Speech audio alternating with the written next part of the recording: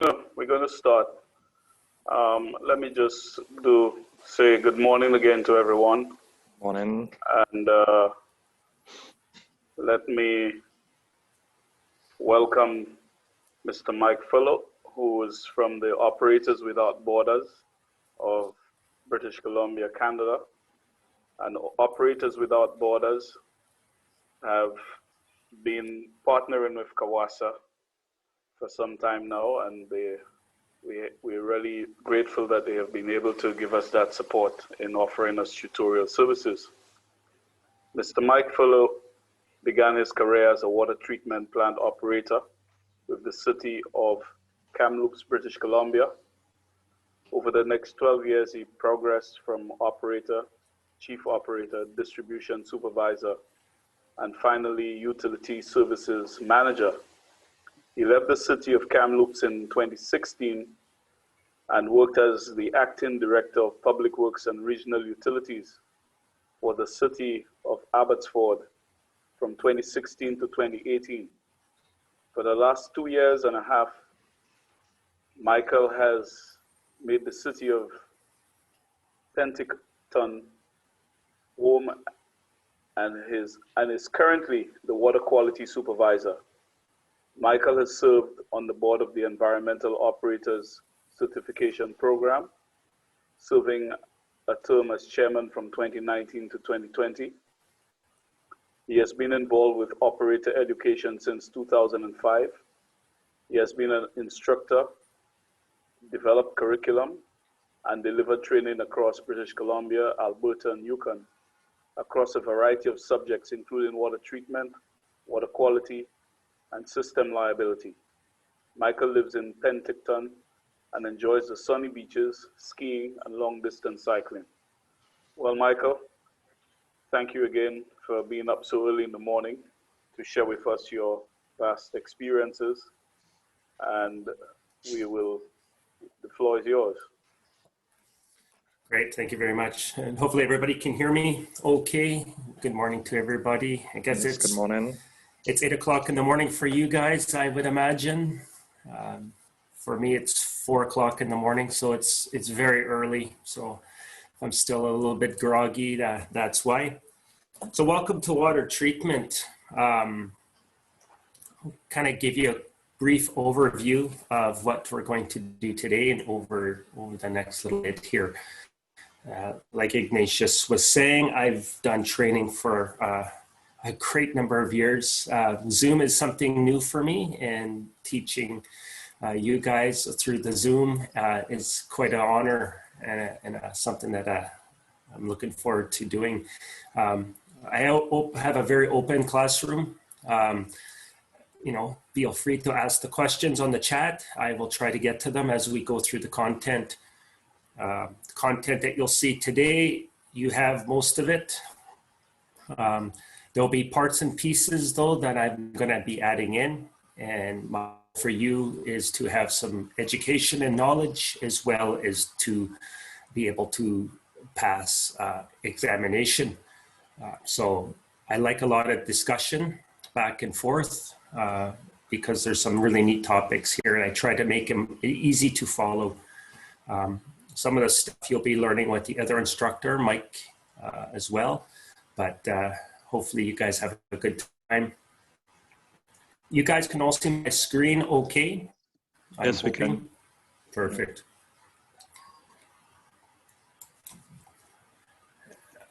Just moving my screens around here so I can run them. Here we go. There we go. Perfect. So this is the exam level prep 1 and 2. And there's times where there's going to be some stuff that pertains to 1 and 2, but we'll try to work through that part. This is 12-week course. You've done week 1 already with the math portion last week. And we'll try to, for the next 10 weeks, work through all the material. And then for the last few sessions, we'll have a really good review discussion. My goal is to have you guys ready to go to write the certification exam. In your books and for your handouts and stuff, we'll be loosely going through the content for the water treatment. There'll be lots of stuff that I've added in, and I'll let you know that as we keep going through. Purpose of this course, again, is to prepare you for the certification exam, and that's for the exam for the ABC. Also, I'm hoping you guys get some good information out of this. I try to teach concepts so that you can be in any water treatment plant and even in the distribution and understand more concepts as you go along.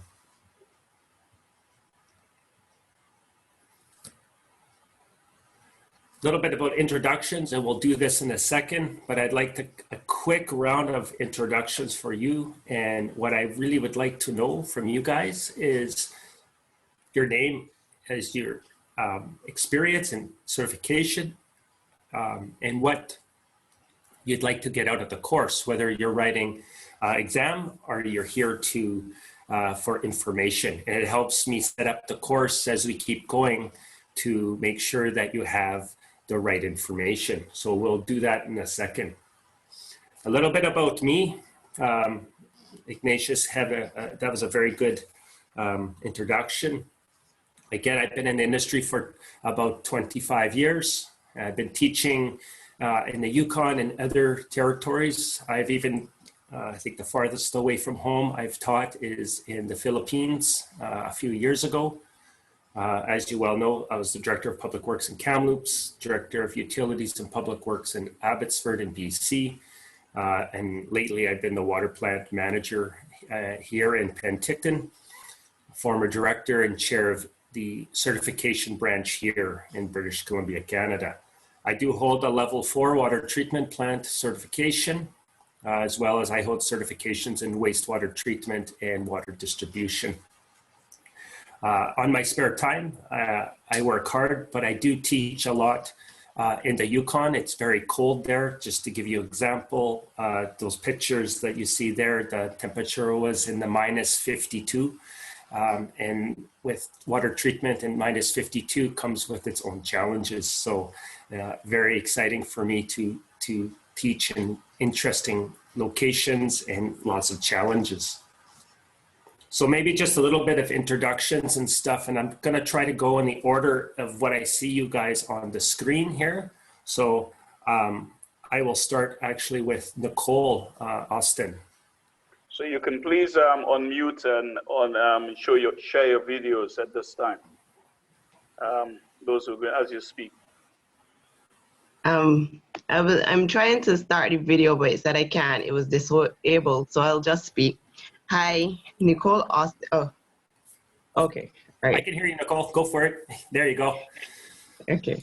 Hi, good morning. Nicole Austin. I am the water quality technologist with Barbados Water Authority in Barbados. And my years of experience was mainly, I was with the wastewater sector of Barbados Water Authority for 11 years. And now I'm with water quality for 2. So it is my education is, I did chemistry at the University of West Indies, Cape Hill. And then I have a master's in environmental technology dealing with public health risk. And so I can't remember, was there anything else? Let me see. No, that's perfect. Okay, good. Thank you. Okay, I got, is it Kashin?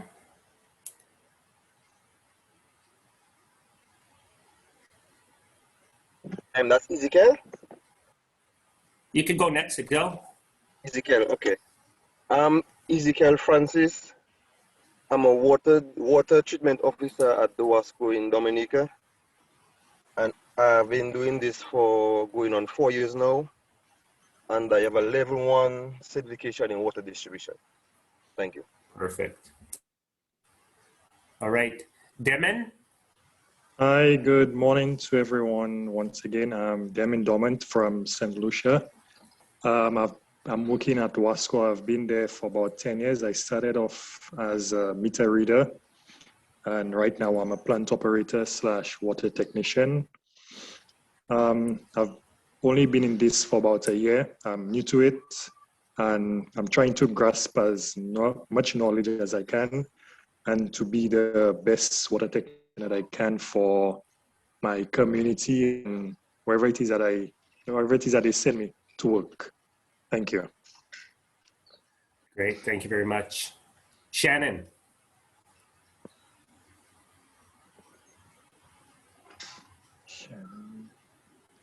Morning. Morning. Yeah, Shannon Vidal from Dominica. I'm a water treatment officer for Dominica Water Company in the Wasco for the past 6 years. I have a level 1 water distribution. I'm just seeking knowledge and more. How should I say? I'm qualification. I've been with level 4 as you possess. So yeah, I'll be there for a while. Good. Thank you. Marvin. I think he just stepped out to check. Okay. All right. Oh yeah, I'm back, bro. Yeah. All right. All right. Good morning. I'm a water technician, senior water technician at Wasco, St. Lucia, for the Grace and Bossage treatment facilities. I have a level 2 in distribution. Unfortunately, I didn't do the treatment courses, so I'm a bit interested in trying to get as far as I can in the treatment courses. So this is where I'm at. Yep. Great. Thank you, Marvin. Okay. Kimson. Hi.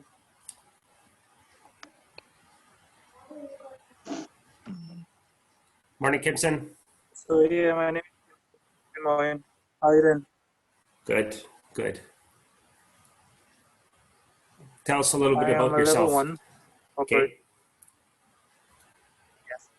I'm a level 1 operator. I work at the Postage and Grace treatment plants, just like my colleague Marvin said. I've been there for 3.5 years. So all of that time I have built up some experience with water treatment. And for me, with the Zoom, I'm looking to get some more knowledge as far as moving forward in the field and to be able to prepare for the levels 2 and possibly 3 in the near future. Great, thanks you. Anderson. Hi, good morning. Can you hear me? I can hear you. Okay, I'm Anderson Boeing from Barbados Water Authority, Water Quality Officer there with the Quality Department. Been an employee for about 14 years, 11 in wastewater, 2 in this current department. I'm just looking to get some more knowledge and start the certification. Good, thank you very much. Suzanne.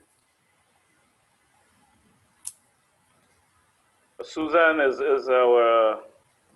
part of the CAWASA team, so she's just monitoring what's going on. Oh, okay. Yeah, she's our program officer.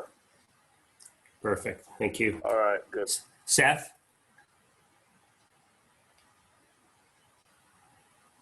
Seth, can you hear us? Yeah. Hello, can you see? Hi, Seth. Oh, hey. Yeah, I'm Nigel Chad. I work at APA, which is a water company in Antigua. I've been with the company for the past 7 years, and I've passed my level 1. Just looking to move forward. Thank you, Nick. All right. There's a Seth Dorvell.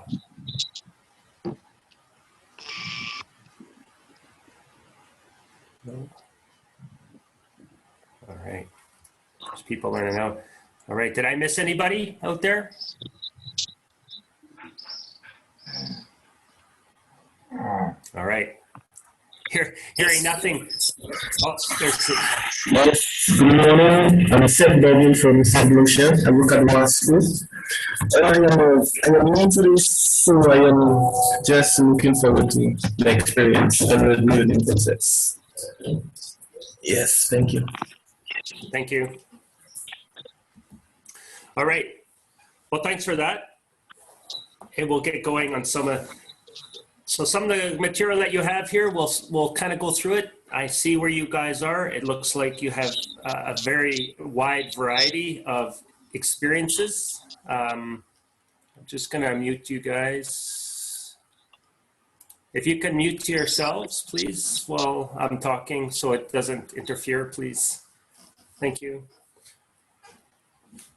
Well, now that I know you guys have a very wide array of experiences, it looks like a lot of you are very new in the water treatment part. And so this is exciting for me. I can kind of tailor the course now to give you guys a lot of information to build on what you've already have. So this is great. We'll follow today. As we go through the courses, we're going to do chapter 2, just the regulatory compliance, and we're also going to do chapter 16. I've added a lot of material to in your books, and it's for discussion as we go through. So at any time, if there's questions, use the chat function. One question. Yes, sir. One question, please. You speaking about this book. How and where can I get a copy? Okay, I don't know, Ignatius. Yeah, we will take care of that.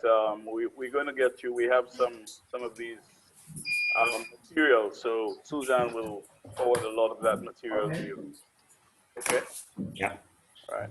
Okay, no problem.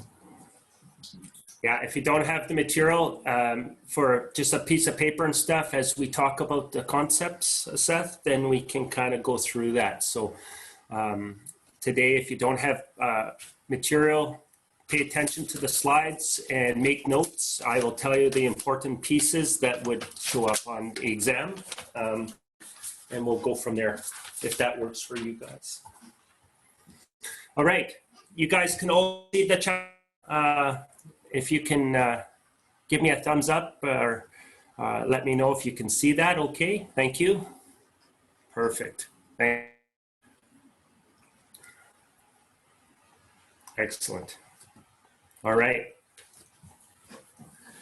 All right, so all you know, when you do your job, our number one job is to produce safe, potable water, and that is the number one job of a water treatment plant operator. You want to make this, you want to make things as safe as possible. And why do we have to be on this? Because nobody wants to make their customers sick. There's been a number of cases, and you can see here, and the second one in 1996 here in Collingwood and Walkerton. It killed people because of negligence or cutting corners in running your water system. So it's important to me to give you information so that you know the importance of treating the water and that we do it without cutting corners.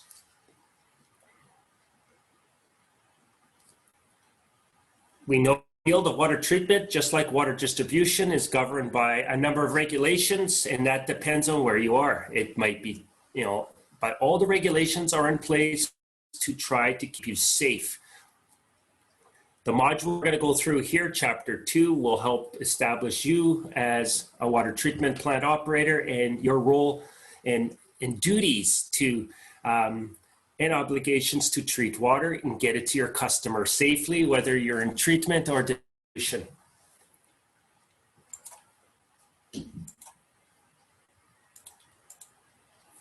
Oh, there we go. There's always a need for trained operators, always a need. As the industry changes, more and more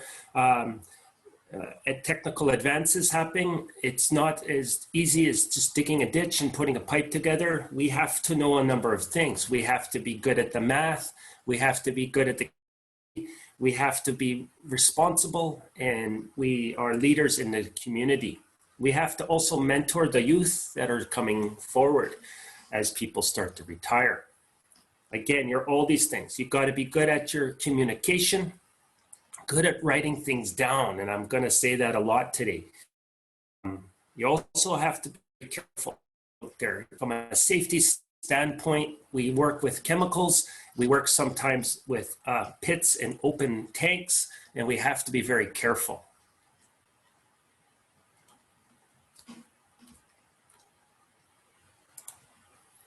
So what I'm going to try to teach you today in this portion is just the basic concepts of what you should be aware of for some of the regulations. And this will change depending on where you are, but the overall concepts will be the same.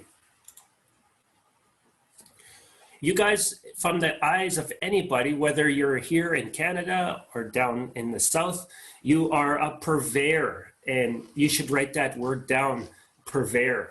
And I have a little pen here sometimes. If I circle it in red like this, that's a fairly important word. That word will show up on your test. Basically, owner or operators or a purveyor, that means I'm going to be able to give you water of the treatment system, have legal responsibility to provide potable water. And potable is the other word that comes up. And for those who've written their level 1, they know that potable water is drinkable water. Water that's been treated and it's safe to drink.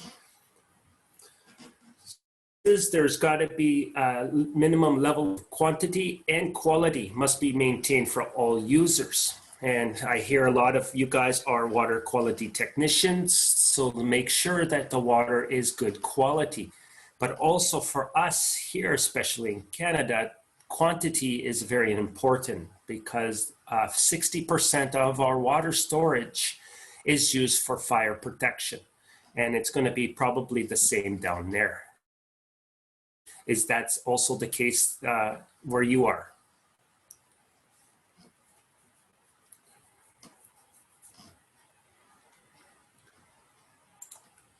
Clear the drawings. There we go. Let's learn some of these terms now. Some of the ones that are really important I will cover, and they do show up on some testing. All owners and operators, and that's important. It's the owners of your company that you work for, or municipality, or you as an operator have a legal responsibility to provide water with. And negligence, by definition, is the failure to act in which a reasonable person would. So that's looking at, are you doing everything in your power, everything as an operator or owner to make sure that nobody gets sick? It's reasonable person doing their job. And an easy way to say is you're not cutting corners and you're following all the procedures to make sure nobody gets sick. A person is negligent if there's a failure to do what a reasonable person would have done in the same circumstances.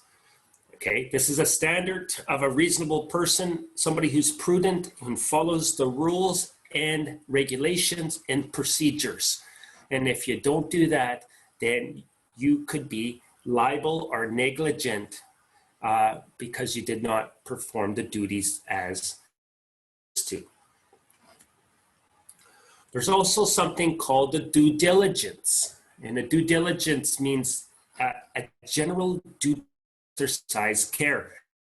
And that means to you guys using your common sense, making sure that, say, for example, you have a pump and it's leaking and you do not fix it.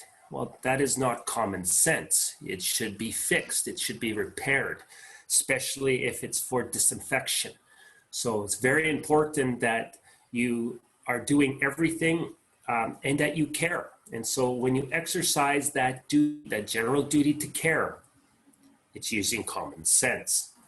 To successfully argue the defense of due diligence, an operator must prove that they took all the steps reasonably to make sure that event didn't happen. So if there was a pump that did fail and you were in charge, you have to prove that did you take every reasonable step to make sure that pump, did you have a spare pump? Did you have records for maintaining that pump? So making sure that you did everything in your power as an owner or operator to make sure that this problem wasn't ignored. that for water treatment that we see out there and also in distribution is you need a permit or a license to ensure that people are following the rules. So you need a license or permit to withdraw water from your water source. And whether that's from surface water, about when we do this water sources or the groundwater, right? Each of those should have a permit. So you have somebody's overseeing who's taking the water from where. There's also water rights, and it's different from where you live. Again, water rights have caused a great number of disputes because some places have good water and some don't. This could be government and farmers and ranchers, industrial users. They all need water, and we all have to share water and treat that water to make sure it meets the needs of our customers.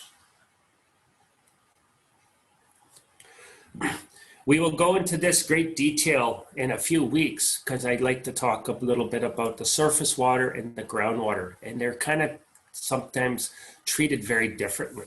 And groundwater is a very important source of drinking water. It's very easy to deal with, as you have a well and you treat the water out of the well for certain things, and we will talk about those things in the treatment. Normally, those groundwaters have more minerals in it, iron and manganese, and sometimes a lot of hardness, and those are things we have to treat to get that out of that water. Wells could be small and provide services to a small community or very large. On the flip side, which we'll learn about in another unit, is the surface water, right? And that's taking water from whether that's a river or a stream or a lake and that's defined as any water open to the atmosphere. And that's the surface water.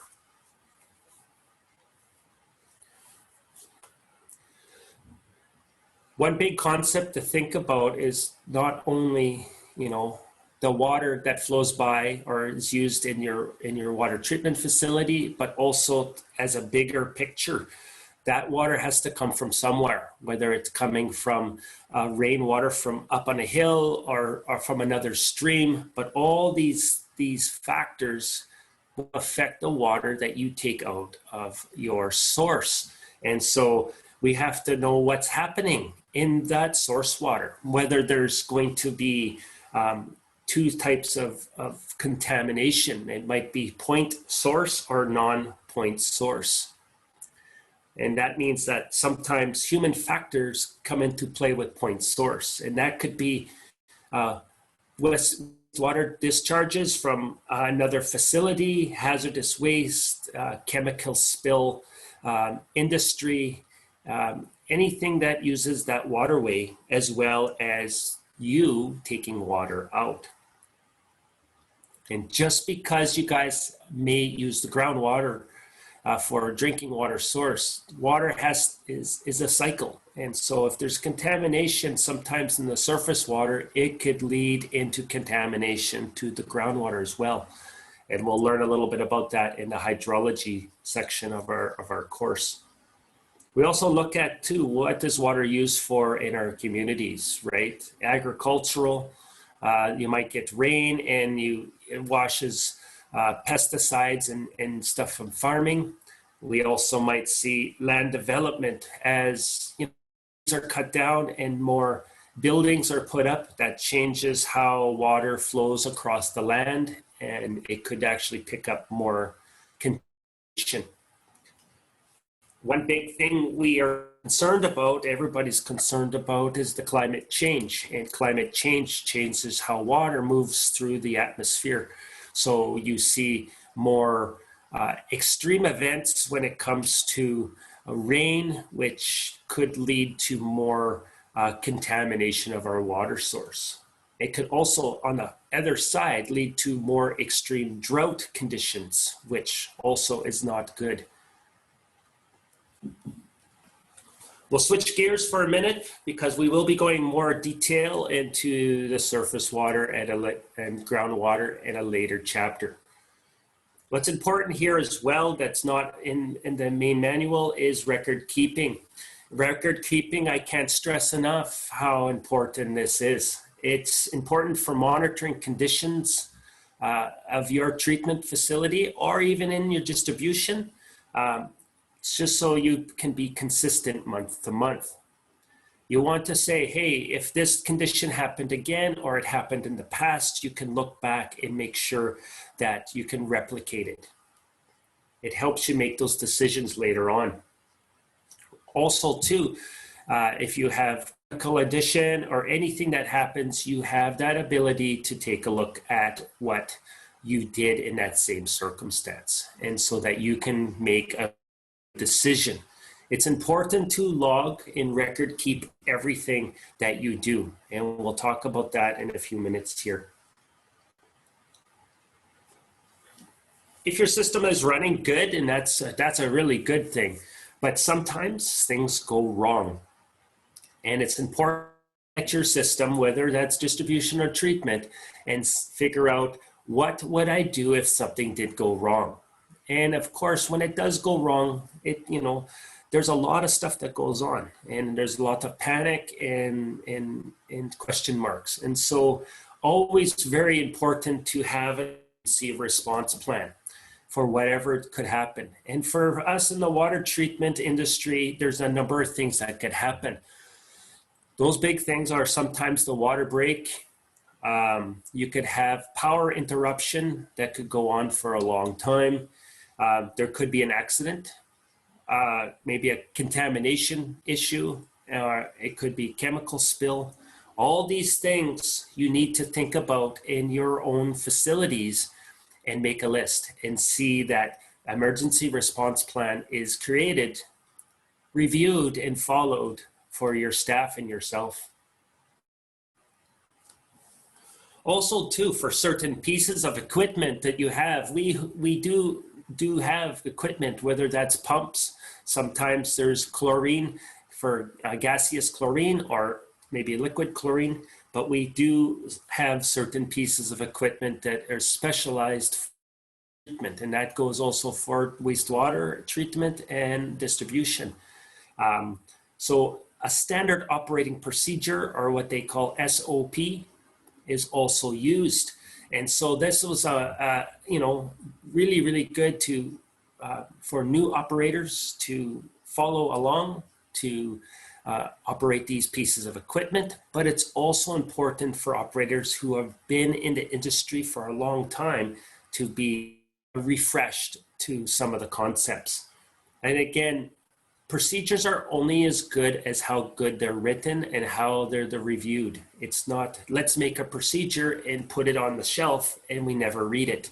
It should be reviewed at least once a year or every time before you use that piece of equipment.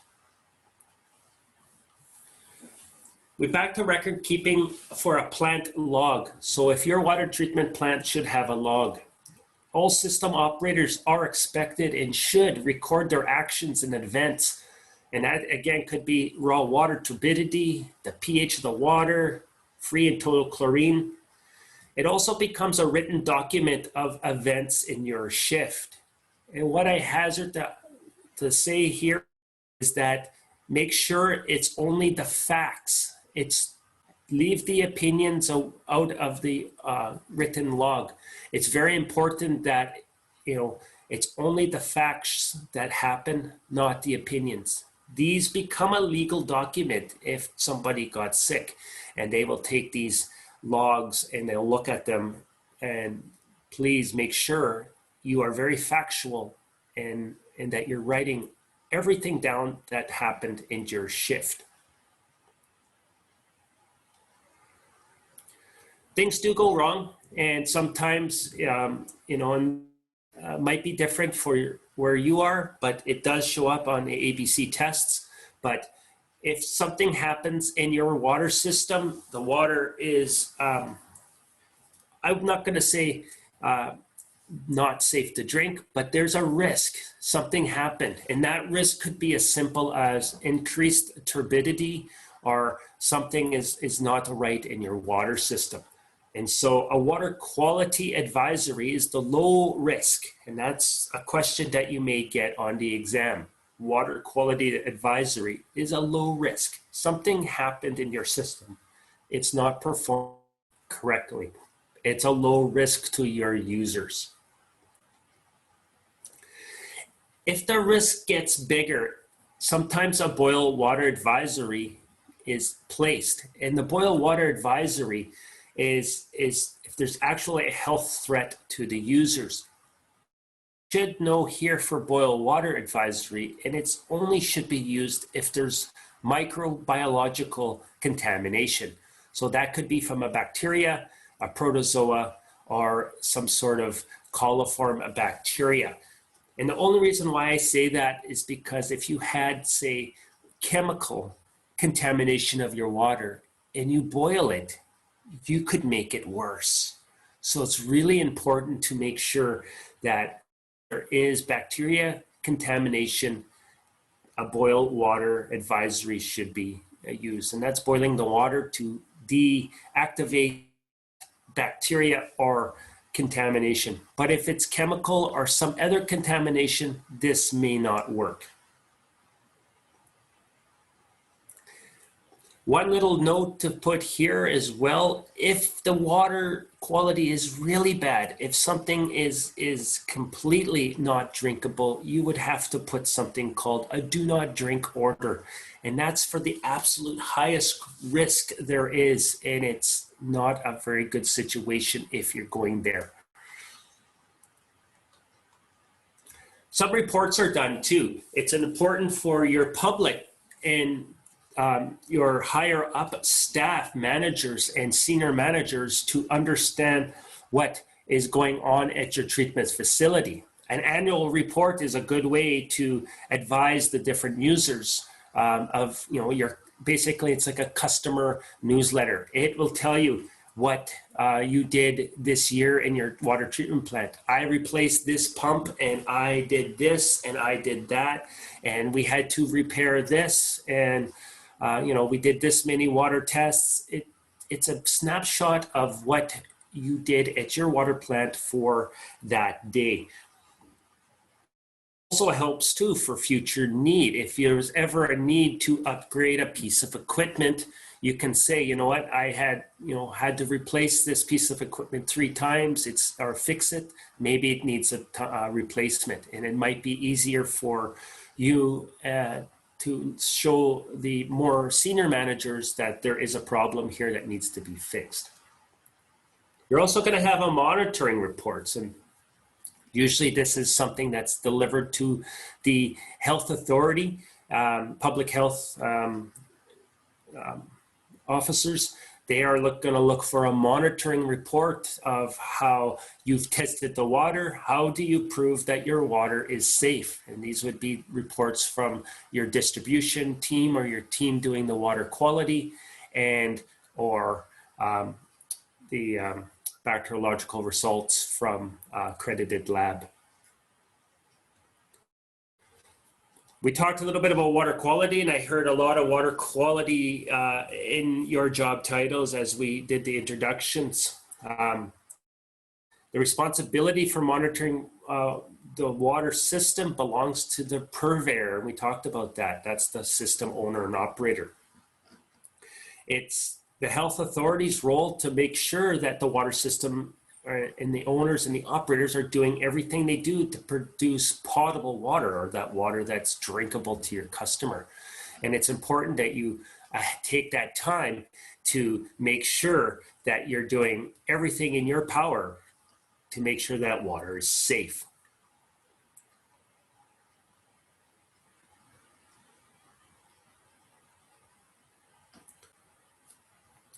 And again, why are drinking water systems legislated? We went back to exactly to make the water safe. And again, no community, doesn't matter where it is, should have to drink water that's not good. This is why we're here in the water quality field, to make sure that people are drinking good water. There's going to be standards, again, depending on where you live, that enforces this. And we have to make sure that there's enough water supply and water quality that's going to make this work. Again, regulations are critical to the successful operation of any plant or distribution system. And as you know, we keep hitting home here, this is your #1 job as operators. And you might have different titles, but we're all water system operators, or treatment and system operators. And we're responsible to protect the health of the community we serve. That's what we're here for, right? We always have to be attentive to make sure that the supply is free of any sort of contamination. And if we have water that has contamination coming in, we're going to do everything in our power to make sure that we're going to treat that water and make it safe and put all the safeguards that we need to make this water safe. Again, there's some things we gotta, some guidance. Always have to have some guidance to make sure. How do you know what safe water really means, right? There's going to be those regulations or guidelines that are going to be available to you to guide you to make sure that water's safe. And there's two parts of it. It could be aesthetic objectives or operational guidelines. There's also going to be the health-based standards, and that's the stuff that could really make you sick, right? Microbiological is the first one. That is the biggest one, because really that is the stuff that's going to make you sick. That's your bacteria. That's the coliforms. That's the stuff that we don't ever want to see in our water system, right? Chemical and physical, that could be okay. There might be a change in, say, pH or color or hardness or anything like that. These things maybe not are as good to your customer, but they definitely would not make you sick. But they're definitely not a good thing to have.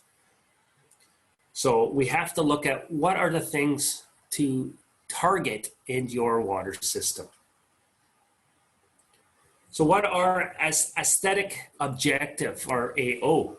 They are established for parameters that may impair taste, odor, color. These are all things that are there, but they wouldn't make you sick.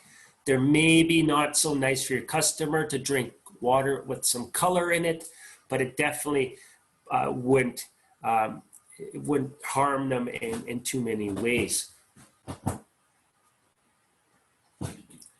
We also have something called an OG, or operational guideline, and they're established. They will impair efficient and effective treatment. And these could be something that, for example, turbidity. And turbidity, we know as that's those little particles floating around in the water, and we'll learn about those when we get into that chapter. But all that could affect how well your disinfection or your chlorine process works. Even pH, a change in pH will change how our disinfection works. And that's the next week's course for sure. So we all need a minimum level of treatment. Important. We have to make sure that the raw water coming in isn't contaminated further. We have to make sure that we are treating that water effectively and getting it out to our customers safe. Keep in mind, for those of you on surface water sources, the minimum level of treatment is, again, looking at some sort of filtration and disinfection. And the reason why surface water is so bad is because it's open to the atmosphere, it's open to human interaction, and again, contamination is huge. So there's more chances of getting the bacteria in there. Groundwater is a little safer from a bacteria standpoint, but they do come with their other issues as well. Sometimes we'll see the word goody, and if you have your notes there for goody, What that means, it's basically groundwater under the direct influence. So basically, instead of having groundwater that sits in the ground for a long time, what happens is goody water, it could be from a stream, it could be from a river, and it makes its way to the well very quickly. And because it hasn't had a lot of time to sit in the ground, it has to be treated like surface water, which means it could still have the same type of contamination as surface water. So it has to be treated like it's surface water, even though it does come from a well. It just hasn't had that time in the ground to make sure that the bacteria have been deactivated or the water has been filtered over time in some groundwater. We have some aquifers here in Canada that we take water from, and water's been in there over 100 years from the time it's entered that aquifer, the time it is removed out of the well. So that water's been sitting in there for a long time, and it has a long time to sit and collect minerals. But it also doesn't have any bacteria in it. Examples of these goody wells, a well that is dug, it's shallow, and a shallow well typically has influence from water from the surface. And again, also a well that's 10 meters deep and it's dug by hand, a well made of concrete rings, like a manhole barrel, and that surface water can get into. It's a lot more, any well that has contamination issues located near a water body.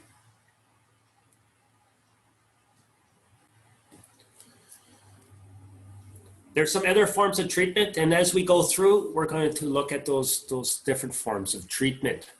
Lots of technologies. The water treatment field is changing so quickly. Before it was just sand filters, and we'll learn all about the sand filters and all the different types. And now you're seeing, we to make those sand filters run better, different techniques to clean them. And then now, really popular, we're seeing membrane treatment systems that are starting to come about. Much easier to operate, but also comes with some issues too, and we'll discuss those when we have filtration. Groundwater sources, we'll talk a little bit about what is acceptable today in some of the groundwater sources is sometimes chlorine only, but that sometimes can lead to having staining or contamination from iron and manganese, right? So you'll get some staining of your fixtures in depending on how much iron and manganese are in your well, on your groundwater source. Some of the other things that I see out there a lot are something called point of entry or point of use. And these are these treatment facilities that are, a point of entry is sometimes just does a small community. It could just be for that building. It's just small drinking water system that's just for a small, for a one system or a house, a hotel, and that's for the point of entry. So when the water enters that facility or that hotel or house, it gets treated and that water goes throughout that house. There's also something called point of use, and that is just good for that one tap in your house. So the water in your house could have a certain water quality, and it might be treated differently at that one tap for drinking water. And that's kind of use. And if it's treating that whole house, it's point of entry. And these are alternatives to a community water system, which means all the water in the pipes are treated.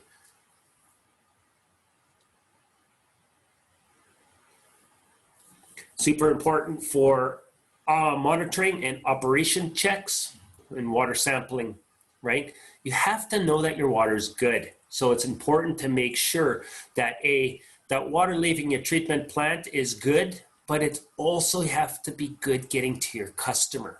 So which means you're going to check at key locations, maybe in the middle of your system and at the end of your system. And what you're looking for is a few things. Making sure that the water quality is at the end of your system as it was when it left your treatment plant. Also too, for security, we want to make sure that there is no added contamination, whether that's from a water break or from somebody contaminating it through fire hydrant. It's really important that we're checking our entire system all the time to make sure that, you know, our water leaving our plant is good, but is it getting to our customer? Even within our plants itself, we have to make sure that through all the treatment processes that we may have, that it is performing correctly.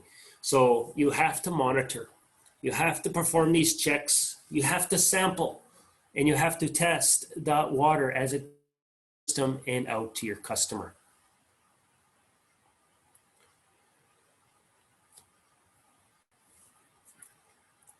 What's really important here that the checks should be done by a competent person at all times.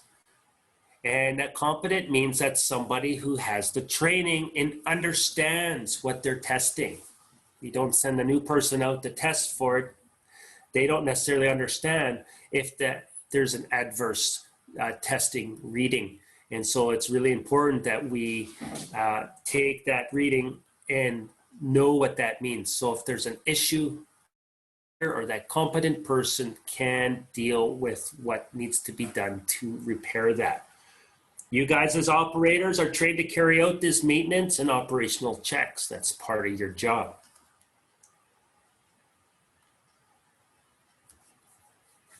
You should also schedule your testing, identify where and how you'll test throughout your system, right? Again, that should be a written procedure. It should be done the same way through all your operator group. Look at how many samples need to be taken in your system, and that's usually dependent on size and the number of customers you serve.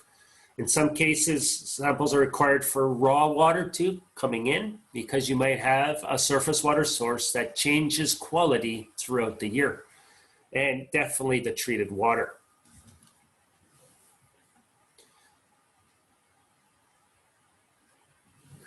We talked about what happens when there's results.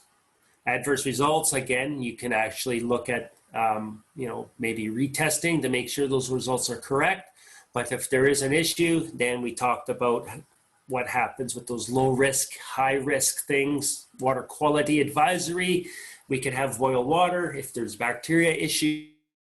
Again, though, letting your public know, letting your health authority know that there's a problem with that drinking water. All right, we'll take a quick 5-minute break. It's 5 o'clock in the morning my time, which would probably make it 9 o'clock in the morning your time, if I'm not mistaken. We'll take a quick 5-minute break. We will be back at 5 after 9 your time, and we'll continue on with chapter 16 we're going to do next. Is there any questions so far? You can use the chat function if there's any questions, and I'll try to answer them.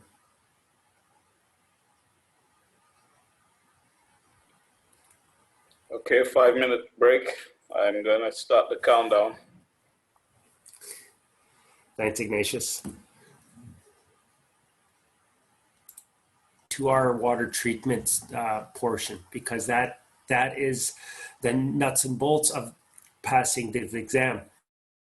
Administration is super important as well. So we're going to go through some major concepts here for chapter 16. So these are just going to be the basic concepts of administration and management. And it sounds to me, some of you that are in a manager or supervisor level or have been in the industry for a long time. So hopefully some of these concepts are familiar to you. We're going to talk a little bit about the project planning and a little bit about emergency response, which we covered a little bit in first chapter. And again, public relations and having a good relationship with your customer is key. So making sure that we're doing everything in our power to continue to have good public confidence with our customers. Like anything, it works better when you plan, right? If you design and plan or set goals and objectives, you have a decision matrix. You have a direction to go. It's like getting into your car and not really knowing where to go. You waste a lot of time figuring it out or taking the wrong turn. Same thing with a water treatment plant. You want to have the ability to have a plan or a direction and continue with it. Planning is a thought process and involves ideas, and it's not just your ideas, but the ideas of your team, making sure that there's, you're getting input from your team.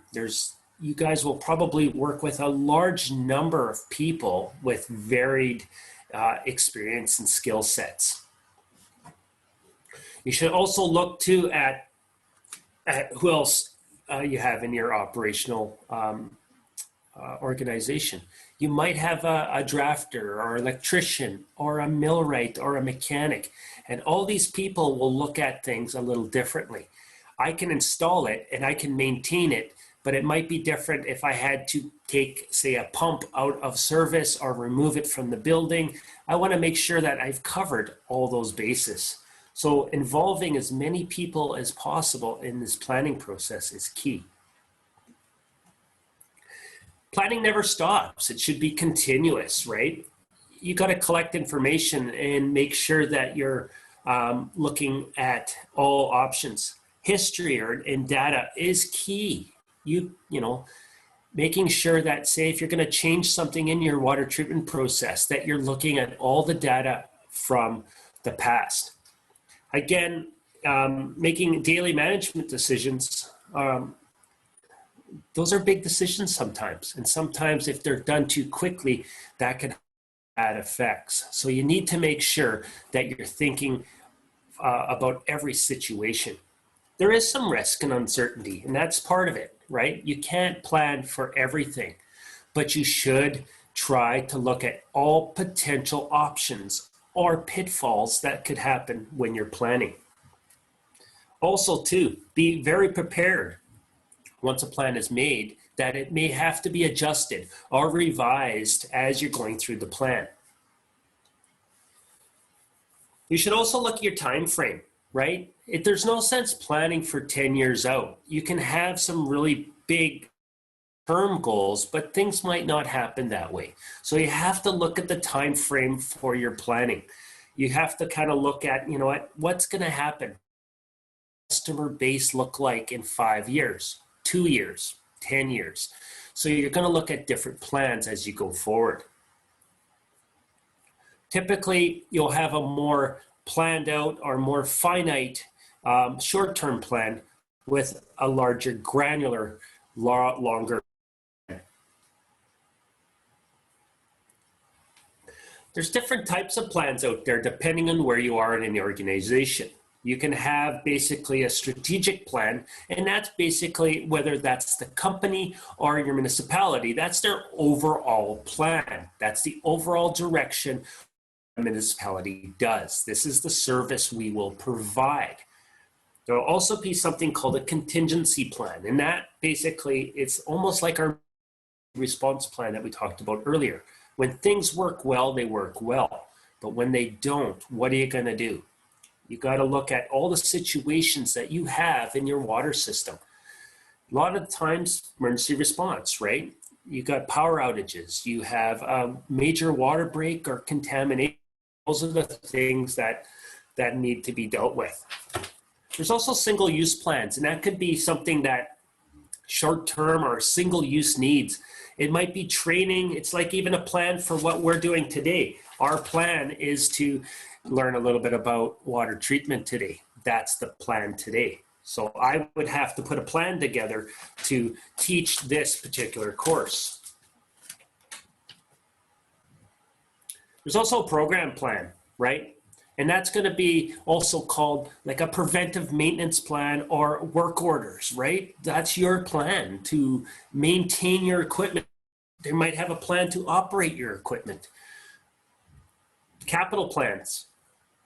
We all know, for those of you who do budgeting in your world, capital is basically looking at, hey, things don't last forever. A pump might last 5 years, so I better plan to replace it. And it's looking at things like that. Capital investment or capital reinvestment is a term used to make sure that we put aside enough money to upgrade or replace equipment. And that could be our filters, our pumps, right? Our systems that we have.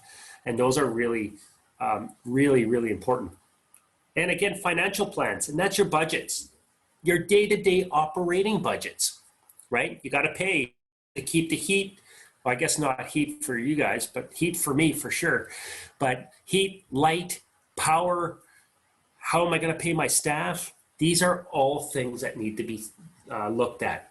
So, and that takes into account the capital and operating plans, right? Making enough money or making enough money in my company or my municipality to replace equipment and operate the day-to-day stuff. Again, why do we plan? It's basically, you got to recognize all your potential problems, right? And where are we going as an organization? We have to also look at opportunities to save money, savings, performance, efficiencies. Those are all really important. More effective use of resources, right? Technology is changing, and maybe some of this technology makes our job easier and allows us to do a more efficient job if we change out these lights or change out this piece of equipment to something more efficient.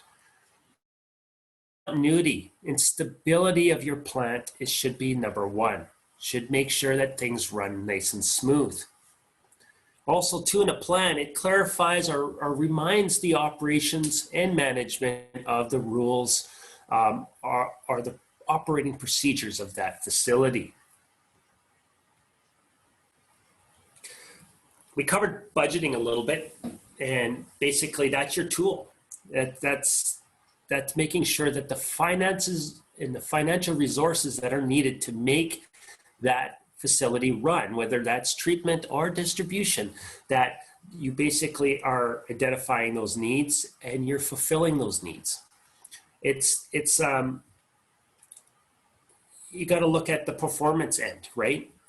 Are we performing, or are we doing the job that's needed to be done with the resources that we have, whether that's financial or people or whatever that may be?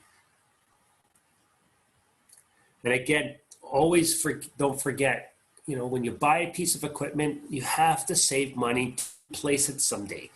It's like buying a new truck, right? You buy a new truck, you have to think, in 10, 15 years, I'm going to have to replace that, so I better now for the replacement. And that goes for every piece of equipment that you guys deal with.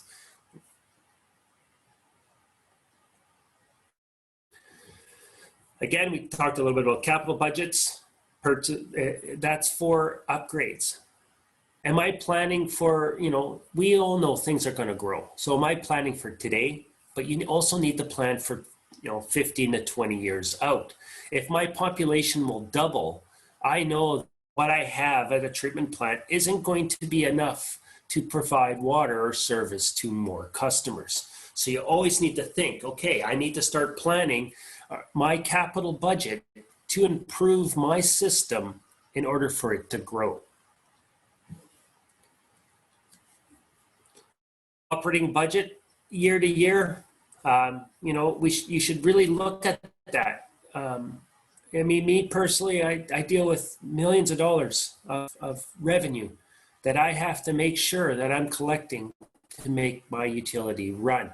And in order to do that, I'm going to look at the history I've spent. If I've spent more money on chemical every year, I better figure out why. I better figure out, am I doing something that's not proper or efficient? Is there a better way to do it? And I need to look at that. Maybe it's just because the chemicals gone up. And so I need to actually plan for that. Always look at some of the stuff like chemicals and electrical costs that are going to go up every year. Also wages. These are things you have to look at year to year and be prepared to increase. Any sort of management, whether that's the plant manager or system manager, you have to conserve plant resources. I can't stress that enough. You have a budget and you should follow it. Don't go and spend, but unfortunately we all know things and you need to plan for those things. So having a little bit of reserve doesn't help, doesn't hurt either. So making sure that, that you might have to spend a little extra budget, but it will save long term. So when you plan for something, maybe I'll get the more expensive, but maybe that pump will last 5 more years than a pump that was less expensive. So do your homework, do your research to make sure. You should always look too if your expenses, track them every month as you go along. Your year-to-date expenses should be logged and monitored. You should always look at, okay, what is the cost benefit of proposed budgets? What's the payback of anything that you purchase or budget for? Is it good value for the money? And how do we get our money? For a lot of us in the water world, our customers pay to use our services. So there's types of water rates out there, right? A flat rate is basically consumers are charged just a fixed rate in a billing period. They don't look at water, right? And these are usually systems without water metering, right? There's a number of systems, even in our big systems here. I ran a system a number of years ago, had 80,000 customers, and they were not metered. And they were all a flat rate. So every house of my 80,000 customers were charged the same amount. Even the little house got charged the same as the big house. And you can see how that's just probably not a fair system, because the person with the big area, and the big water usage paid the same as the person with the small usage, right? So it doesn't really make a lot of sense. Volume rate based rates now takes into account the metering. You pay for what you use, and we do this for a lot of things, like gas for our automobiles, and that's a big one, right? You use this much fuel, you're going to pay. And that's how water should be. They should pay a constant rate per unit used regardless, right? There's different types, declining block or increasing block. They look at different rate structures. But the bottom line is, if you're going to use water, you should use it responsibly, and you should pay for what you use. Some municipalities, they will have a flat rate for getting water to your house. And that covers the operational costs of what's going on out there. And then once the water goes into the house, the amount of water used is used on a volume base. So there's some blended between the two. For flat rate to get the water to your house, right? That covers off the wages of the water plant and the distribution to get to your house. And then the person will pay per cubic meter or per liter of water used in the house. We covered a little bit of emergency response in the last chapter, but again, these are some of the big ones that I see out there, right? And again, you got to look all different circumstances, right? Equipment failures are a big one, right? Pump failures, chlorine pump failures, stuff like that, power outages. It could be any one of these things. You need an emergency response plan. It could seem very far-fetched. We had an emergency response plan I put together for a wastewater treatment here in Penticton. And because there's an airport nearby, one of the things I put in the emergency response plan is what happens if a plane collided, and that would be an issue. And they thought that was ridiculous. But years later, that actually happened. We had some two planes collided over the treatment plant, and it landed into the tanks of the treatment facility. And it's a good thing we had that emergency response plan, because we were able to properly deal with that situation. Again, some of the things that you need to do in emergency response plan is making sure you have all the equipment and people ready to go. In emergency response plan, one of the biggest things is, do we have backup? Is there another pump? Is there backup power in a generator? You know, if there's chemical spill, do we have the ability to safely clean up that spill? If there's earthquake, do we have secondary sources of power? Or, you know, even in a water break, if you have a water break, can you isolate that section of town and divert the water around the water break? Though these are all things you need to think about in your emergency procedure. One of the biggest things is looking at your facility itself, and that could be for the facility or your system, right? You're going to look at, hey, where am I vulnerable? Where's the risk? What could go wrong? If it does go wrong, how much damage is that going to cause? So you identify the critical components. And for me, I would definitely think if you have pumps in your facility, that's a huge component. Anything to do with disinfection as well, because you're dealing with A, chemical, and B, a chemical that you need to put in there. You need to plan protection. And what people don't necessarily think about is, yes, you do a very good job at planning, and you do a good job while the emergency is happening, but you also need a plan to get back to good again. Once all this has happened, let's get it back to good. Let's go back to normal. And there should be a plan for that. Communication through all this is key. And communication's only as good as how good that plan is. Has your plan been reviewed with your staff? And if it hasn't, that's an issue.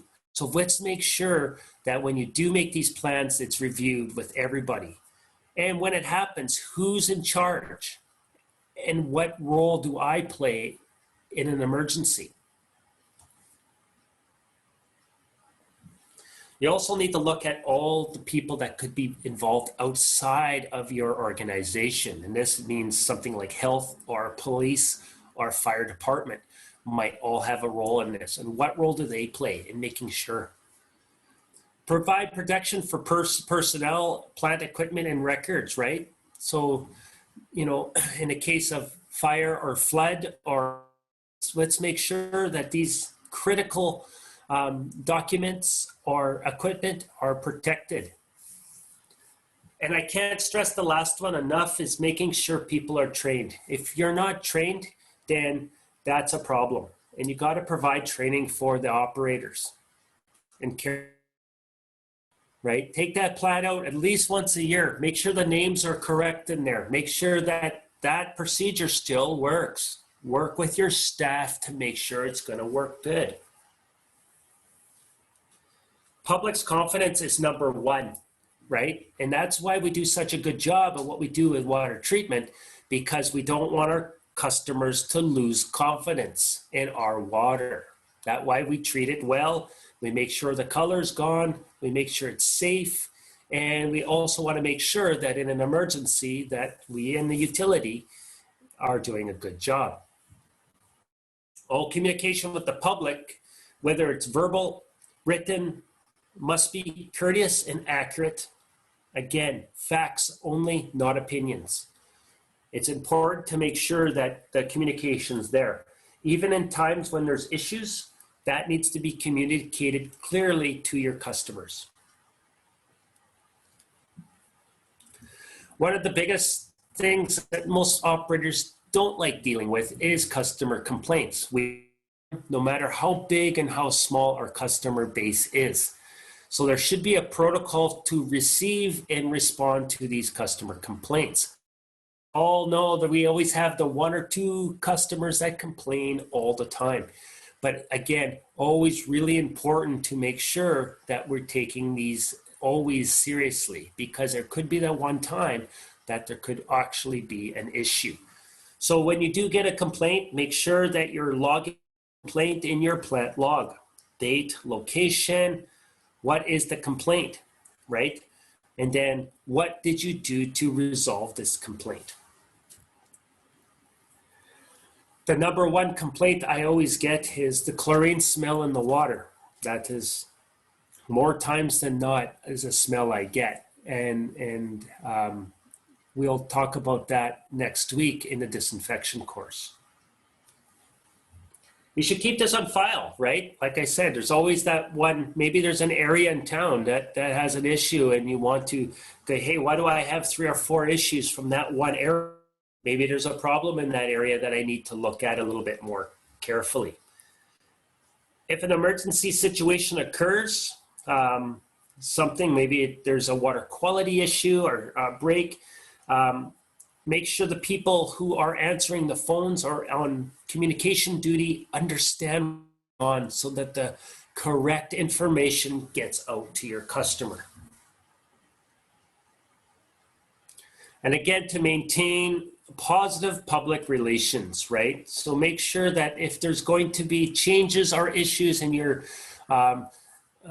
system, you know, it could be from water main flushing in the distribution, or you're changing chemicals, or you're going to be down doing maintenance, that those are customers that are on your system are notified and they understand, so that if there is some disruptions, that you're not going to get the phone calls. You know, a little phone call to your main customers goes a long way. We talked a little bit about the record keeping. Again, I cannot stress enough, keeping records is what you need to do. You need to be consistent month to month, right? And we talked a little bit about the procedures and the plant logs and stuff. But again, if you don't, one of the other things to think about is, do you have a personal logbook? And that's something over the last probably 10 years, I keep a personal logbook. I use it every day. I carry it with me at all times. And it basically, if I talk to somebody, I take a phone call from somebody, I write it in my book. It's super important. It's helped me over the years, especially, if issues come up and they go, well, no, I didn't say that. Oh yeah, you did. And again, only the facts. Don't put the opinions in there. All right. What we'll do now, I'm just going to set up the assignment that you guys received from Mike, the other instructor, last week. It was a math assignment. I'm going to put it up here and we are going to go quickly through that. And before we go through some of the regulatory questions in the quiz for your homework. So just bear with me for 2 seconds while I set that up.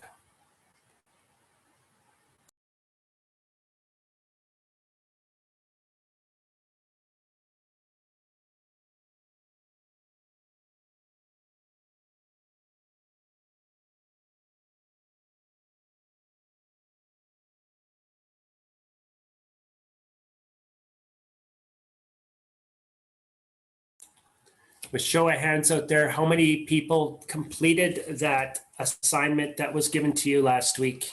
That's review assignment number 1 that was given to you by the other instructor last week. You can thumbs up if you've got it done.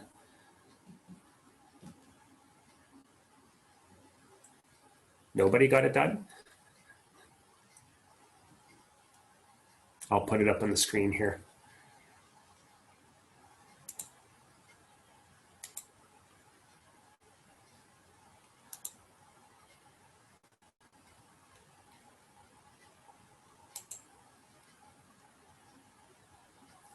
Can you guys see my screen okay?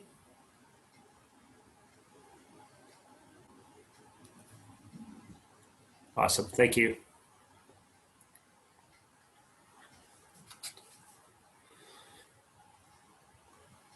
Okay, we'll do a little bit of math review. And I know that's not everybody's favorite, but we'll kind of go through a little bit of that for the next little bit here.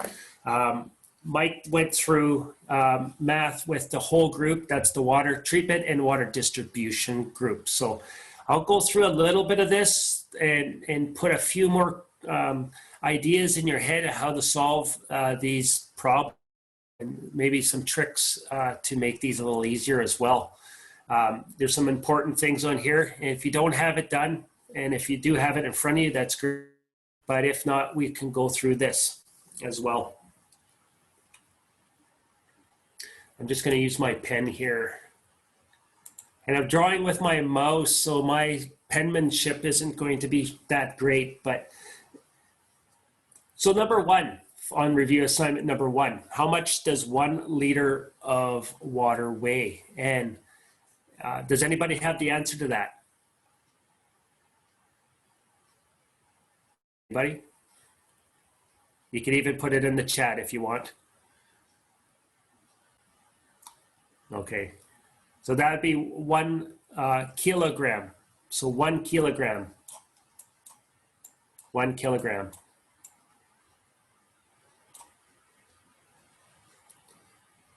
What's super important is how many liters of water in a cubic meter. And that comes up in the test a bunch of times here. So 1,000 liters is in 1 cubic meter. So the answer for number 2 is 1,000 liters, right? Cubic meter. And how you can think about that, think about a meter stick, right? A meter stick by a meter stick. That's a cube. And that is going to weigh, or it's going to be 1,000 liters. Now, if we know that 1 liter weighs 1 kg, and so how many does a cubic water weigh? We should get this one. Anybody?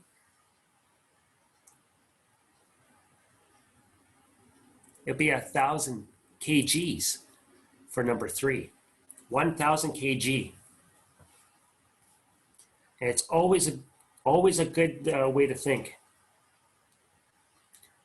Just down a bit. What is the primary role for water system operator? And to me, and I don't know how Mike said it, but you produce safe, potable water to your customer. That is your job.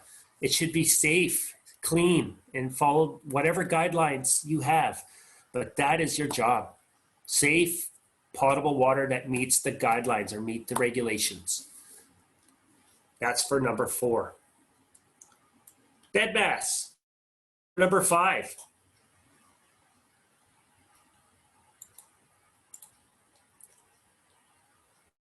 Oh, let me fix that.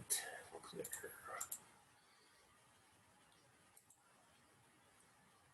So when we're solving these problems, right, we're going to do brackets first. That's B. And then we're going to do anything with exponents next. Then division, multiplication, addition, and subtraction. And that's bed mass. So when we have something, and there's a few examples down question number 9, those are, we have to solve them using this bed mass system. All right, number 6. And I'm not sure how Mike taught you this one, but I'll show you a couple little tricks here. So anytime you're dealing with an atmosphere, and that's what I usually like to call it, 1 atmosphere, or 1 ATM. I just call it 1 atmosphere.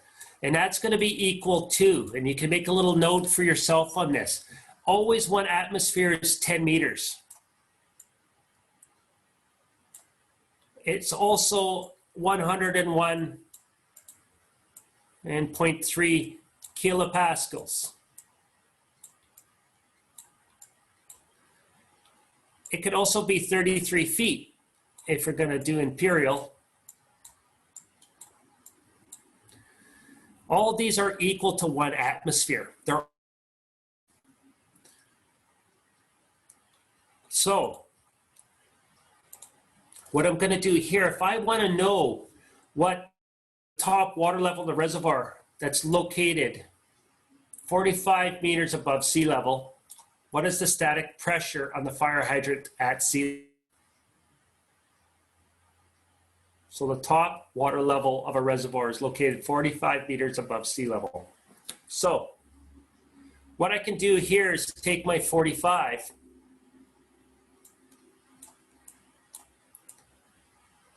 and it's 45 meters. I'm going to divide that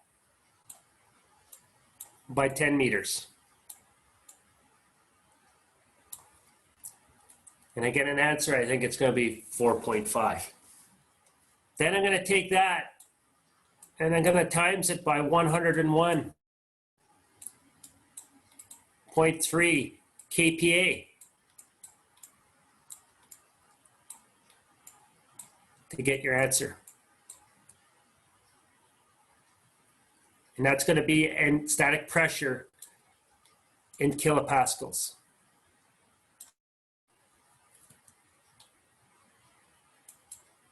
Did anybody get the answer for that one? You write it in the chat if you did. Awesome. Okay, so number 7. Interesting. We know here that it's cubic meters because it's 3. M to the 3. And we know that 1,000 liters is 1 cubic meter. So all I'm going to do is take my 154 and I'm going to times it by 1,000. And I'll get the answer for this.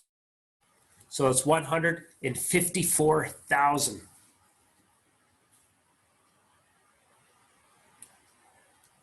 With your thumb, everybody get that one? Awesome, thank you. I'm seeing some thumbs up there. Okay. Number 8. There's a couple of different ways to do this, and both I will accept. I'm not sure how Mike taught it last week. I'm just going to show you a little shortcut that works as well. So anytime I have this, I can use this formula. I find this sometimes easier, and it's 0.7854. And that's a 7. Sorry, my penmanship is poor. 0.7854. And what I do here is I take the diameter and then I times it by the diameter again. Then times the height. What we're given in this question is a radius. And we know the radius is half of that diameter. So in this case here, I would type in 0.7854 times 14 meters, because it's double that, times 14. And I know I got a height of 5. So if you type that in, 0.7854 times 14 times 14 times 5, you will get an answer. And I think I threw it on there. I got, I think, 769.69. You're going to get an answer around that neighborhood.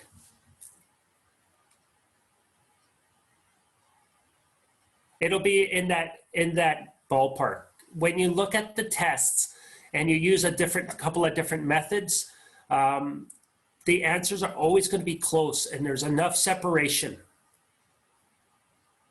That's correct. D squared times 0.785 times the height. That'll work perfectly.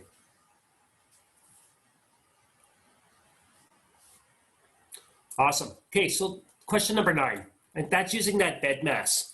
And I won't cover that a little bit, but I think we got a pretty good idea here on how to get that. What does show up here is like this, always these average questions. And the way we do our average questions here is we're going to take the terms. We know 1, 2, 3. I know I got 4 terms here. That's important. 4 items. So 1, 2, 3, and 4.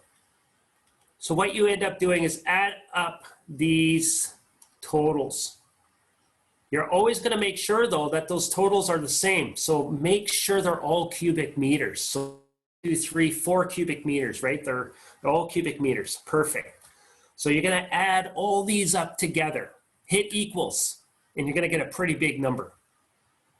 Then divide that by 4, or the number of terms that are in the question.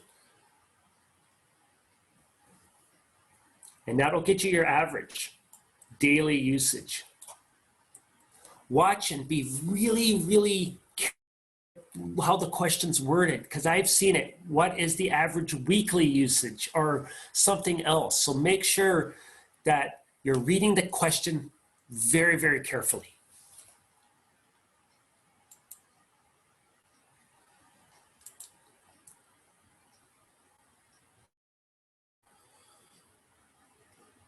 Another pressure question. We know this one particular on number 11, you can take this 735 kPa and you're going to divide it by 101.3 kPa. Then you take that answer and times it by 10 for 10 meters. You will get how many meters it's going to be to create that pressure.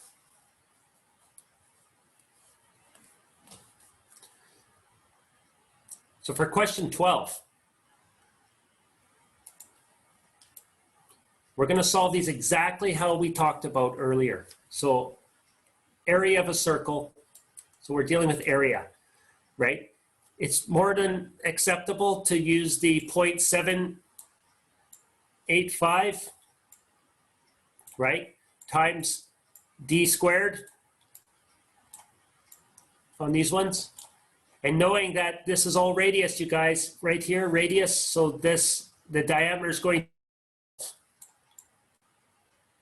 to be 12. So you can solve that one. The second one here, area of a circle with the diameter, it's already, so we're okay. So you can solve that the same way. The volume of the rectangle, 8 times 10 times 22. You know it's going to be M3 because you got 1 M here, 1 here, and 1 here. And that makes me happy. That's, I know it's a volume.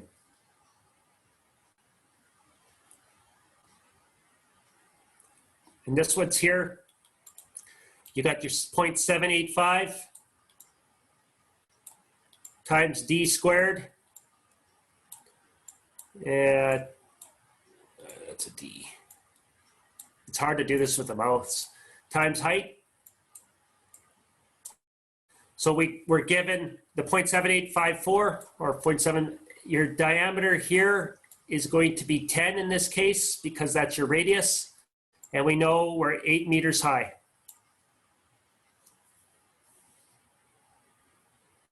It's number 13, so almost identical question, right?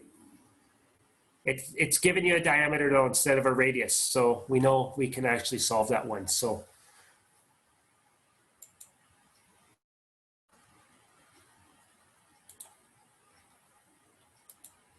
all right, we're almost at the end here. Twin reservoirs have 2 identical rectangular tanks, 4.5 meters long and 5 meters wide and 3 meters high. So we can solve this, right?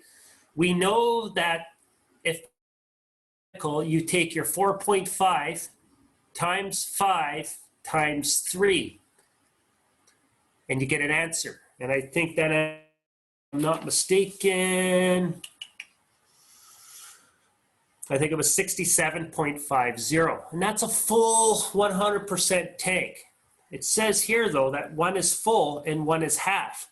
So if I take the half of that, which is 33.75, so now I have one tank that has 67.50 and one tank that has 33.75. And if I add the two together, I should get 0.25 for that.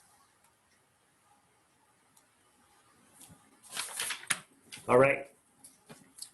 So whether you got a reservoir, you're going to treat them the same.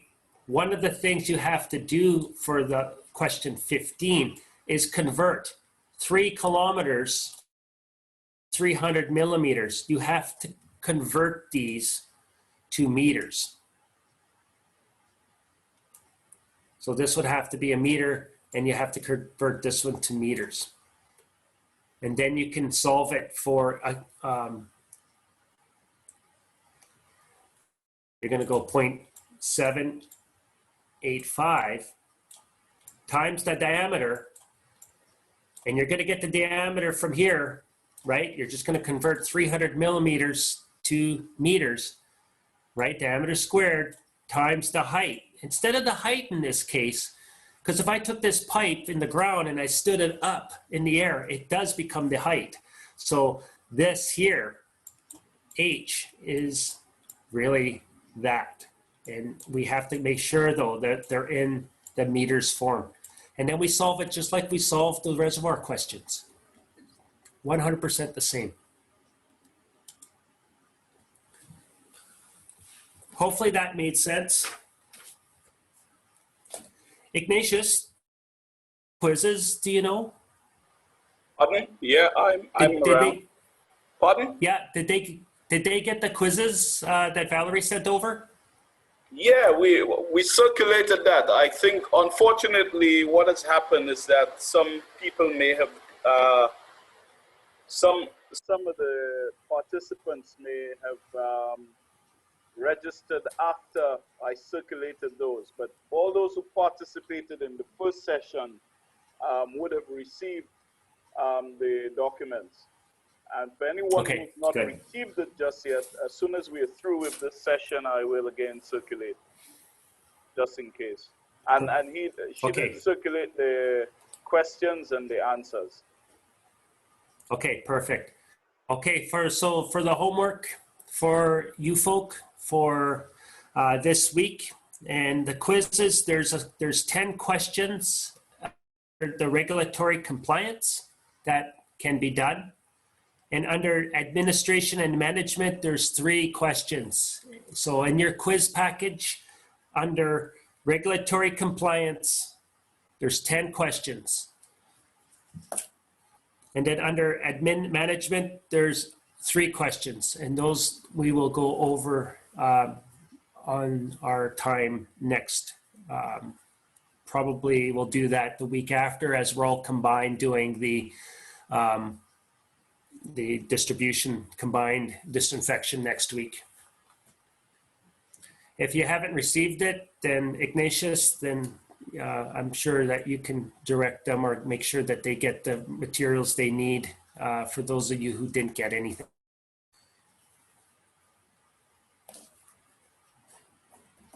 Perfect. All right, everybody. So that comes to the end of today's session. I'm here for a few more minutes. If you have any questions about today's lesson, we will be all combined to with the distribution people next weekend or next Wednesday morning. We'll be doing the disinfection portion of the material. So if you want to read ahead, we can do that. So next week, the sessions are going to be a joint session at 8 a.m. Yes. Okay. All right. Thanks. Yeah. Perfect. All righty. Thank you very much for today, everybody, and have a good day. All right, thank you. One thing to Mr. Jha. How possible would it be to get operators handbooks for the operators down south? What we will do is we have quite a bit of material that we will see how much we can upload and circulate to you.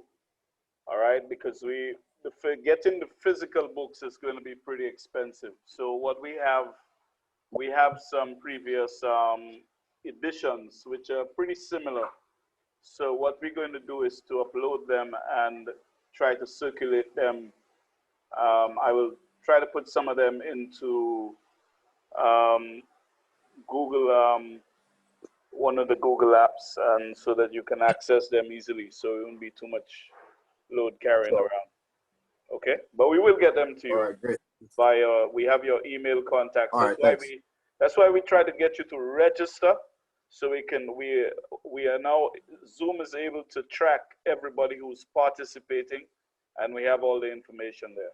Okay. Thank you. All right, thanks.